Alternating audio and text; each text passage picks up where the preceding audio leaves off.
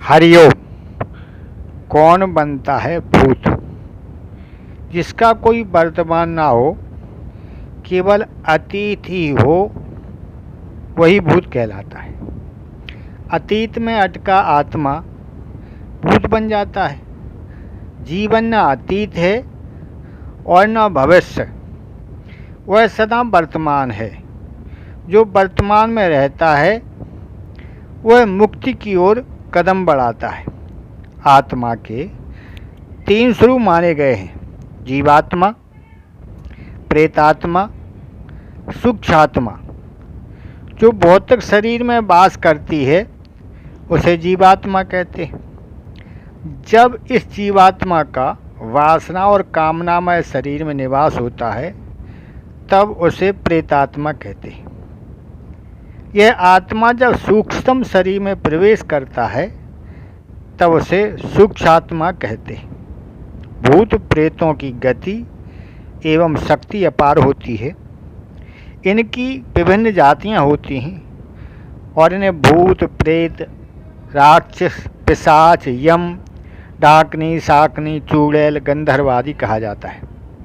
भूतों के प्रकार हिंदू धर्म में गति और कर्म के अनुसार मरने वाले लोगों का विभाजन किया गया है।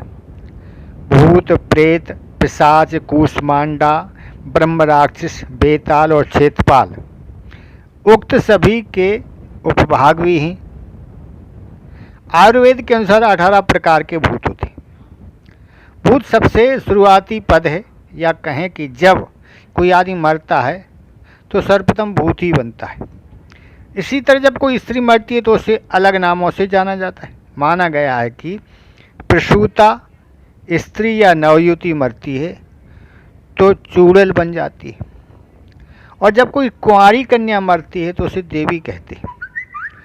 जो स्त्री बुरे कर्मों वाली है उसे डायन या डाकनी कहते हैं। इन सभी की उत्पत्ति अपने पापों, व्यभिचार से, अकाल मृत्यु से या श्राद्ध न होने से होती है। 84 लाख योनियाँ, पशु योनि, पक्षी योनि, मनुष्य योनि में जीवन यापन करने वाली आत्माएं मरने के बाद अदृश्य भूत प्रेत योनि में चले जाती हैं। आत्मा के प्रत्येक जन्म द्वारा प्राप्त जीव रूप को योनि कहते हैं। ऐसी ही 84 लाख योनियाँ हैं जिनमें कीट, पतंग, पशु, पक्षी, वृक्ष, मानव आदि सभी शामिल हैं। प्रेत योनि में जाने वाले लोग अदृश्य और बलवान हो जाते हैं, लेकिन सभी मरने वाले इसी योनि में नहीं जाते। सभी मरने वाले अदृश्य तो होते हैं लेकिन बदलाव बलवान नहीं होते। यह आत्मा के कर्म और गति पर निर्भर करता है। बहुत से भूत या प्रेत योनि में न जाकर पुनः गर्भधारण कर मानव बन जाते हैं। पितृपक्ष में हिंदू अपने पितरों को तर्पण करते हैं। इससे सिद्ध होता है कि पितरों का अस्तित्व आत्मा अथवा भूत प्रेत के रूप में होता है। गरुड़ पुराण में भूत प्रेतों के विषय में विस्तृत वर्णन मिलता है। श्रीमद् भागवत महापुराण में भी धुंधकारी के प्रेत बन जाने का वर्णन मिलता है।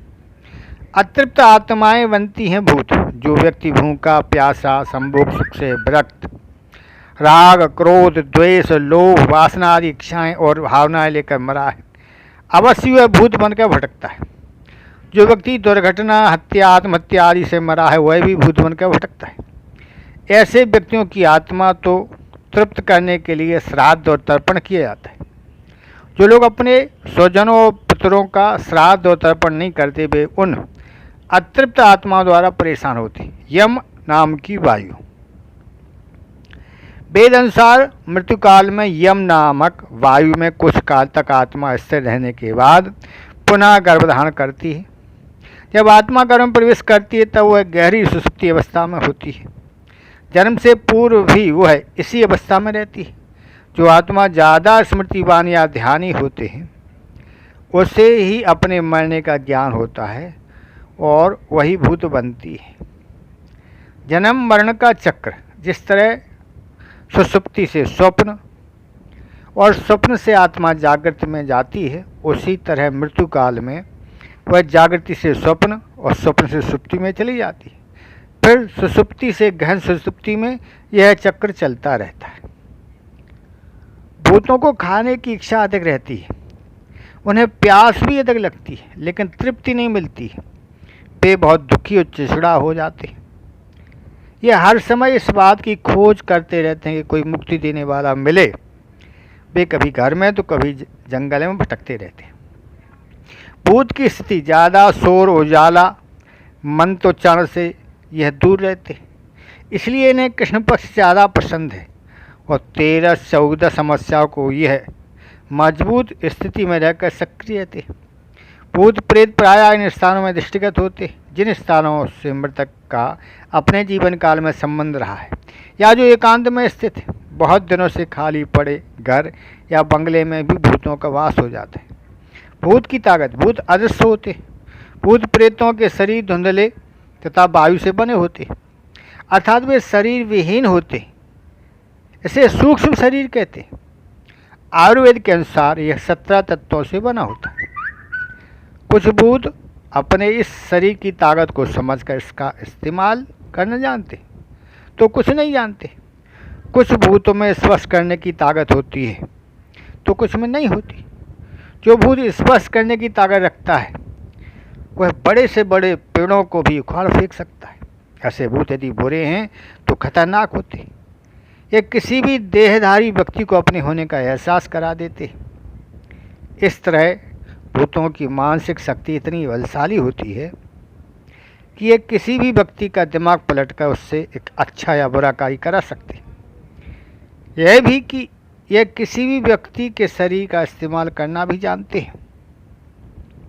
ठोसपन ना होने के कारण ही भूत को यदि गोली, तलवार, लाठी आदि मारी जाए तो उस पर उसका कोई प्रभाव नहीं होता। भूत में सुख दुख अनुभव करने की क्षमता बस होती है, क्योंकि उनके बाह्य कर्ण में वायु तथा आकाश और अंतःकरण में मन, बुद्धि, चित्त संज्ञा शून्य होती, इसलिए वह केवल सुख दुख का ही अनुभव कर सकते हैं। अच्छी और बुरी आत्माएं, वासना के अच्छे और बुरे भाव के कारण पितात्माओं को भी अच्छा और बुरा माना गया है। जहाँ अच्छी आत्माओं का वास होता है उसे पितृलोक तथा बुरी आत्मा का वास होता है उसे प्रेतलोक कहा जाता है। अच्छे और बुरे स्वभाव की आत्माएं ऐसे लोगों की तलाश करती हैं जो उनकी वासनाओं की पूर्ति कर सकता है। बुरी आत्माएं उन लोगों की तलाश करती है जो कुकर्मी, अधर्मी, वासनामय जीवन जीने वाले लोग हैं। फिर वह आत्मा उन लोगों के गुण, कर्म, स्वभाव के अनुसार अपनी इच्छा की पूर्ति करती रहती है। जिस मानसिकता, प्रवृत्ति को कर्म, सत्कर्मों आदि के लोग होते हैं उसी के आत्मा उनमें प्रवेश करती है। अधिकांश लोगों को इसका पता ही नहीं चलता है। अच्छी आत्माएं अच्छे कर्म करने वालों के माध्यम से तृप्त होकर के उसे भी तृप्त करती हैं और बुरी आत्माएं बुरे कर्म करने वालों के माध्यम से तृप्त होकर के उसे बुराई करने के लिए प्रेरित करती। इसलिए धर्म अनुसार अच्छे कर्म के अलावा धार्मिकता, ईश्वर की भक्ति होना बहुत जरूरी है। तभी आप दोनों ही प्रकार की आत्मा से बचे रहेंगे। कौन बनता है भूत का शिकार?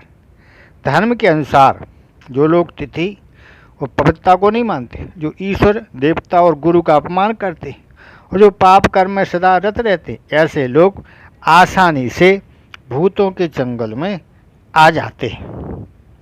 इसमें कुछ लोगों को पता ही नहीं चल पाता है कि हम पर शासन करने वाला कोई भूत है। जिन लोगों की मानसिक शक्ति बहुत कमज़ोर होती है उन पर ये भूत सीधे सीधे शासन करते हैं।